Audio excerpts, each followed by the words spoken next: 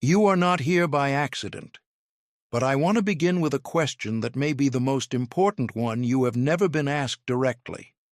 When was the last time understanding something actually changed it? Not helped you manage it, not helped you explain it to others or trace it back to its source or describe it with increasing psychological sophistication. When did understanding something, truly, deeply, accurately understanding it, cause it to transform? You know why you do what you do.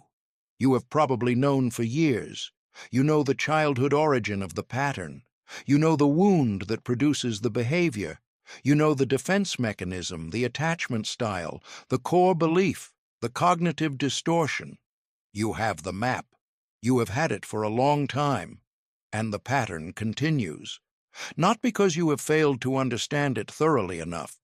Not because you need a better map, a more precise analysis, a deeper excavation of the past, but because understanding was never the mechanism of change you believed it to be.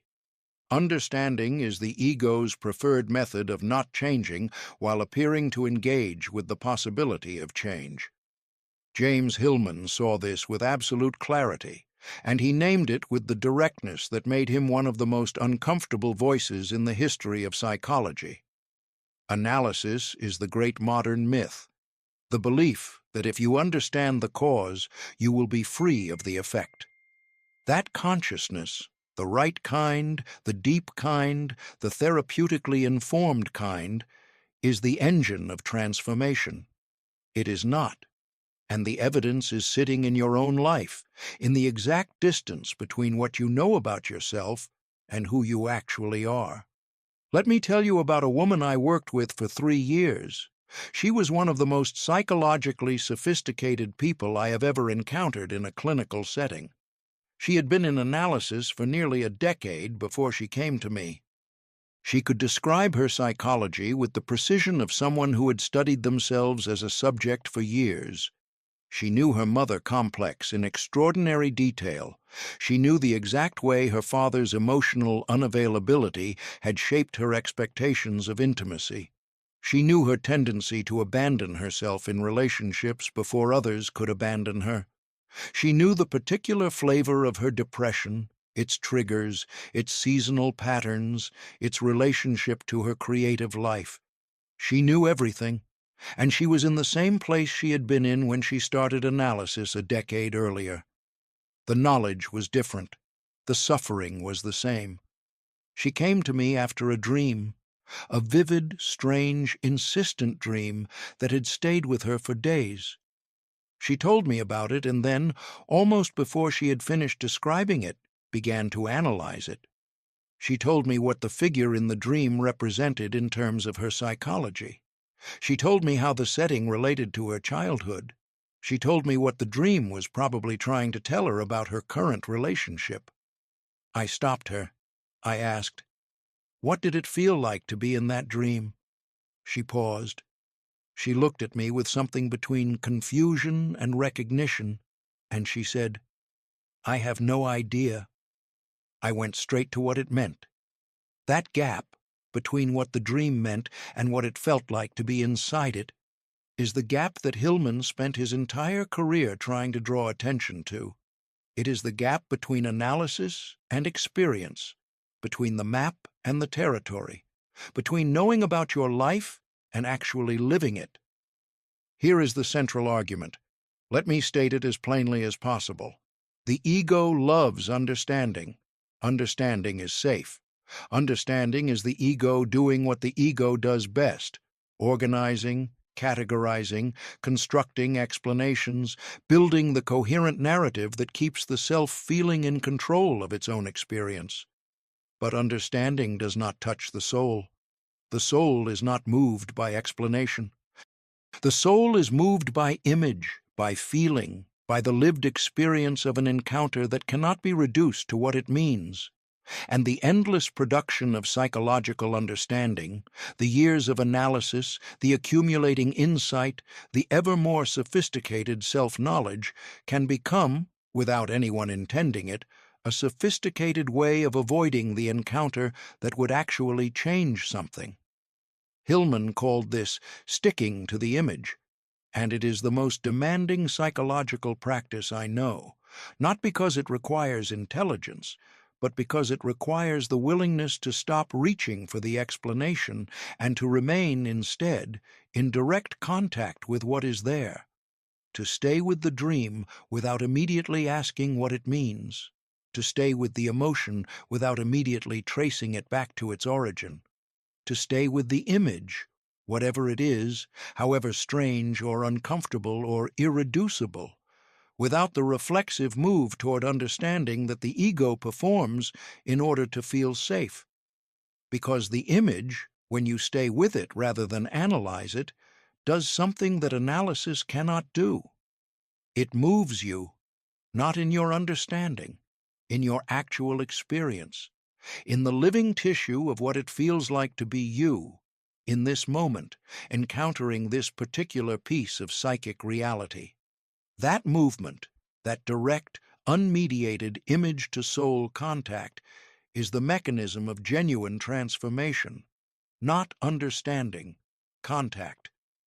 Now let me address something that will occur to everyone who has done genuine analytical work: the objection that awareness matters, that making the unconscious conscious has real value, that understanding patterns prevents their repetition.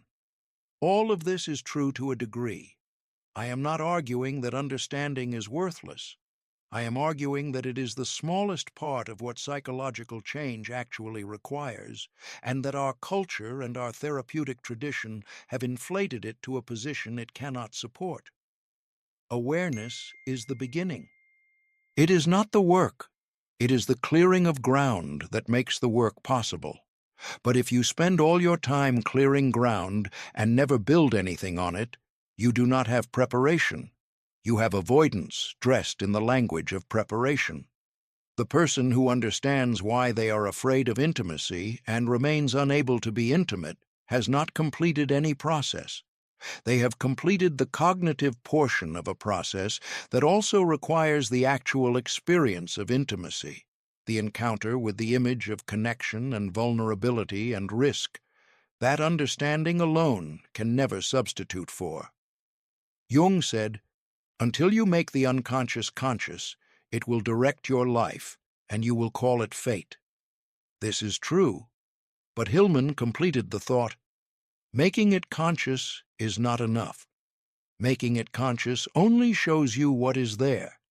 What you do with what is there, whether you analyze it or whether you actually encounter it, is where the work either happens or does not."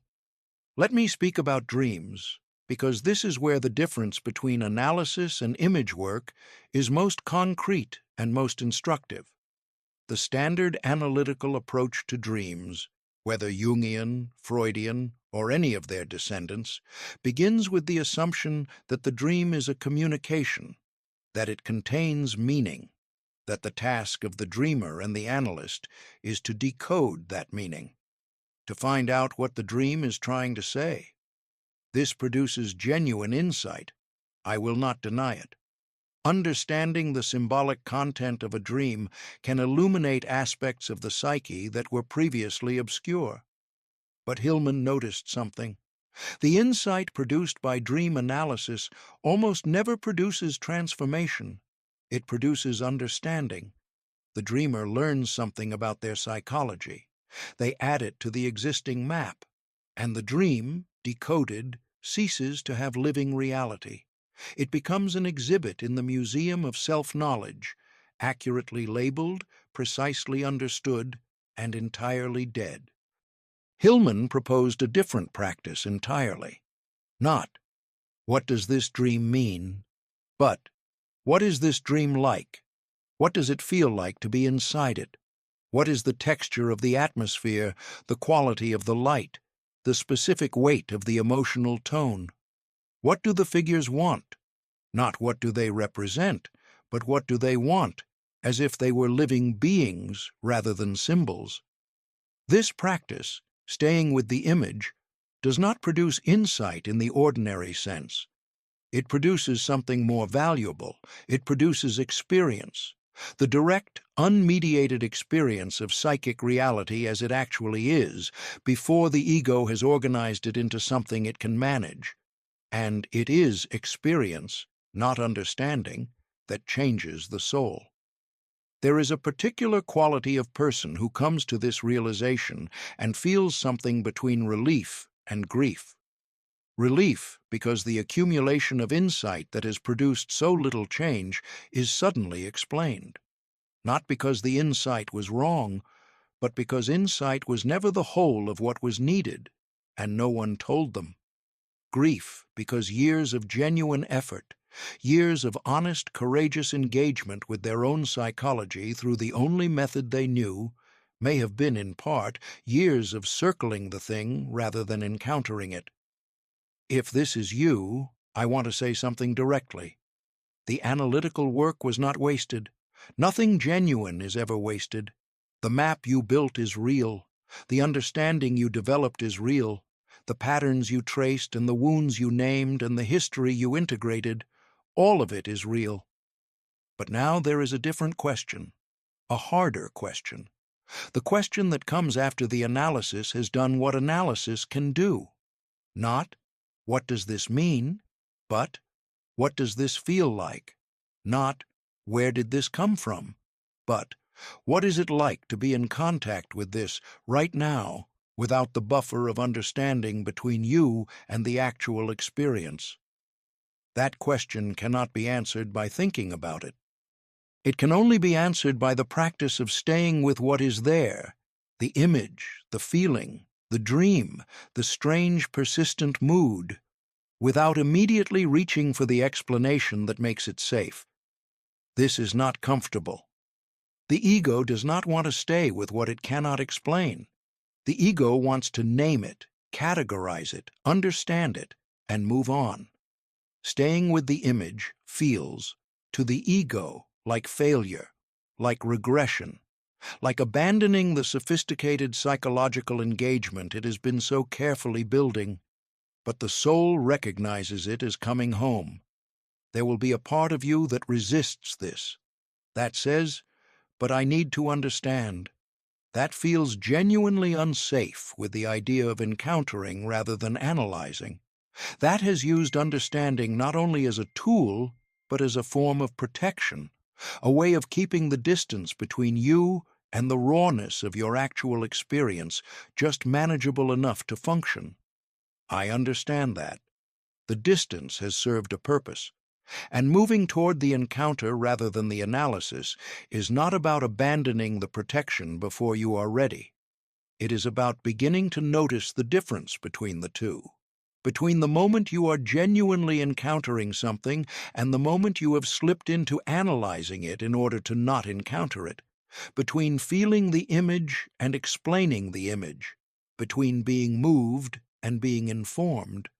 That noticing, that gradually increasing capacity to feel the difference between contact and analysis, is the beginning of the practice Hillman called soul-making. Not the abandonment of understanding, but the willingness to let understanding be what it actually is, preparation for encounter, not a substitute for it.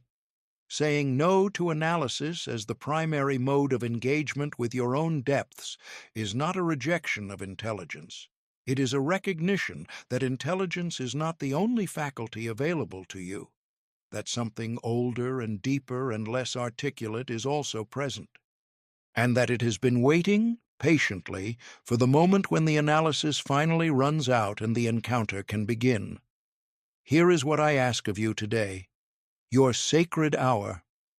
Take one thing you understand very well about yourself, a pattern, a wound, a recurring difficulty, something you have analyzed thoroughly, something you could explain to anyone.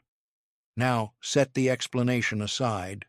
Do not reach for it, and simply ask, what does this actually feel like? Not what does it mean, not where did it come from. What does it feel like to be in direct contact with this part of my experience without the explanation between me and it? Stay with whatever arises, the image it produces, the physical sensation, the specific quality of the emotional atmosphere. Do not translate it into understanding. Let it be what it is. Write what comes, not the analysis, the experience. That is the beginning of sticking to the image. That is the beginning of the contact that analysis has been preparing you for, and that analysis alone can never deliver. Subscribe to this community, not for more insight, for the companionship of others who are learning that understanding is the door, not the room, that analysis is the map, not the territory, and that the territory, the actual lived experience of what you are, is waiting for you on the other side of the last explanation you will ever need. The image does not want to be understood, it wants to be met.